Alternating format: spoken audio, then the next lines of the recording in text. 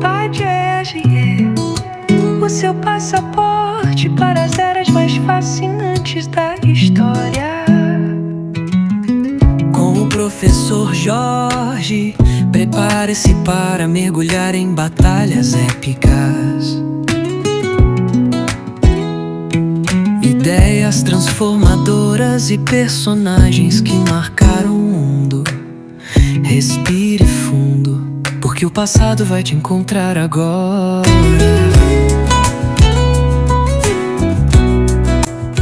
Bem-vindos! Hoje nossa conversa mergulha em alguns materiais sobre a Segunda Guerra Mundial. Vamos explorar desde as origens até, momentos bem cruciais do conflito. A ideia é extrair os pontos mais importantes, desses documentos. Tentar entender as causas, os eventos principais, o desfecho, tudo com base no que a gente tem aqui. Vamos lá descompactar isso. Com certeza. O desafio é justamente conectar essas pontas soltas que as fontes trazem, Como é que o período entre guerras semeou o conflito? As alianças que se formaram. As fases da guerra. Isso, as fases da guerra. E alguns eventos que foram, muito impactantes. Tipo, a entrada da URSS dos Estados Unidos e o uso de tecnologias bélicas novas e terríveis. Abrindo aqui os documentos, olha, a primeira coisa que chama atenção é como eles traçam uma linha quase direta do Tratado de Versalhes, lá de 1919. Aquele das reparações pesadas para a Alemanha. Exato. E perdas territoriais também. As fontes apontam isso como uma fonte, profunda de ressentimento. Não só alemão, mas italiano também. Como é que isso, segundo a análise aqui, pavimentou o caminho? Essa conexão é central nos textos, sim. Eles detalham como esse ressentimento foi habilmente explorado por regimes autoritários, alimentando um nacionalismo, exacerbado. E daí para o expansionismo foi um pulo. Basicamente, chegamos no expansionismo nazi-fascista. As fontes destacam muito a ascensão do Hitler e a política dele de espaço vital, o Lebensraum. Que era a ideia de... É descrita como um plano para reunir os povos germânicos e conquistar territórios, principalmente no leste europeu. Aí tem exemplos concretos citados. A anexação da Áustria, depois os Sudetos, a Tchecoslováquia. Tudo rasgando o Tratado de Versalhes. E é interessante notar como o material aborda a Conferência de Munique, de 1938. Política de apaziguamento. Isso, apresentada quase como uma última tentativa, de apaziguar, que acabou cedendo os Sudetos, mas, falhou em conter o Hitler. Logo depois, as fontes mencionam o Pacto Germano-Soviético, 1939. O que elas ressaltam sobre esse pacto? Elas apontam muito para as cláusulas secretas. Isso é crucial. Esse acordo, o Molotov-Ribbentrop, não só garantia a neutralidade soviética numa futura invasão da Polônia... Mas tinha mais coisa por baixo dos panos. Exatamente. Dividia secretamente esferas de influência.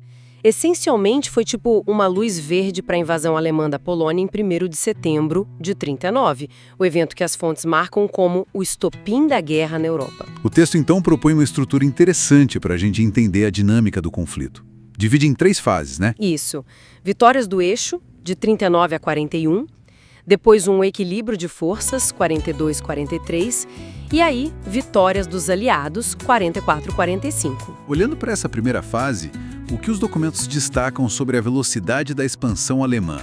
Foi muito rápido, Destacam a Blitzkrieg, a Guerra Relâmpago. As fontes descrevem essa sucessão rápida de invasões. Dinamarca, Noruega, depois Bélgica, Holanda, Luxemburgo e, claro, a queda surpreendente da França em 1940. E nesse contexto tem Dunkerque. Sim, a dramática retirada de Dunkerque, onde, segundo os relatos aqui, mais de 300 mil soldados aliados foram evacuados sob fogo inimigo. Uma operação impressionante. E a guerra se espalha rápido depois disso. O material menciona a Frente Oriental, ações italianas na Grécia, norte da África. Embora ressalte o despreparo militar italiano, A Alemanha acaba tendo que intervir nos Balcãs para ajudar. Ah, sim. E tem uma menção específica sobre a resistência na Iugoslávia, não é? Sim, as fontes dão um destaque interessante para a forte resistência iugoslava, liderada pelo Josip Broz, o Tito. Ele organizou os Partisans, uma força guerrilheira bem notável contra a ocupação do eixo. Chegamos então a 1941. um ano que as fontes realmente apontam como decisivo. Começa com a Operação Barbarossa. O que os documentos enfatizam sobre o impacto dessa invasão da União Soviética? Enfatizam, primeiro, a quebra do Pacto Germano-Soviético e a escala, assim, massiva da invasão em junho de 41.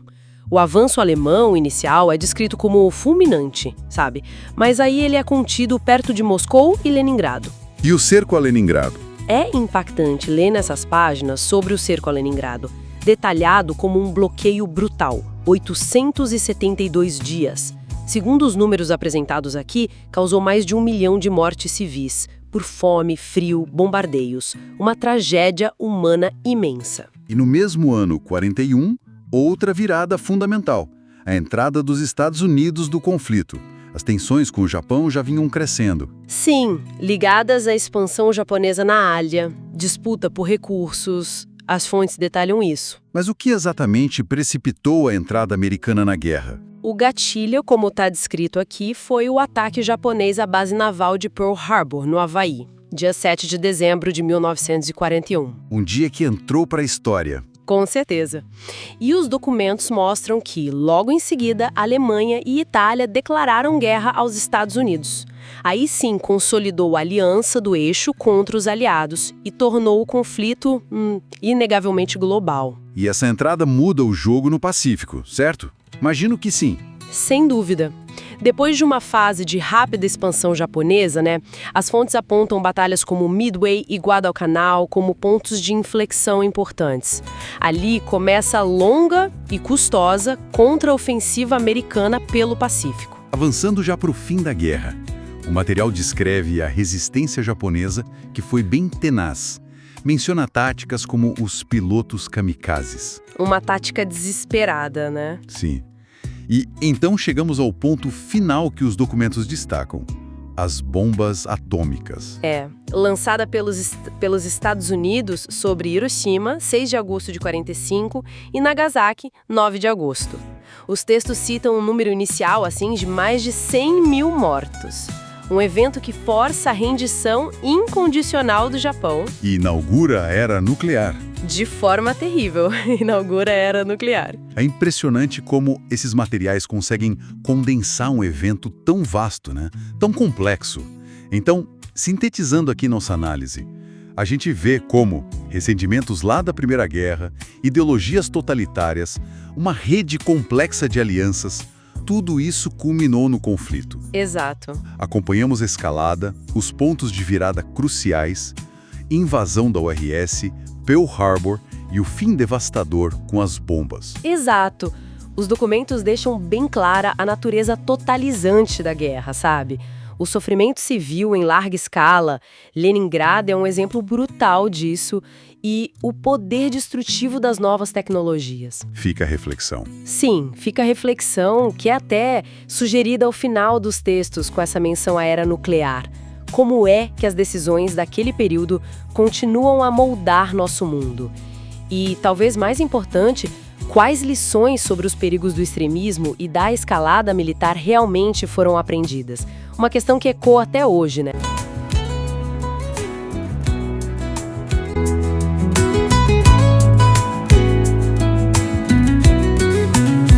Pátio RG, onde a história ganha voz e sentido. Com o professor Jorge, cada episódio é uma viagem que desperta, ensina e transforma. E lembre-se sempre, cuida da sua vida, cuida da sua história. Até o próximo capítulo no tempo.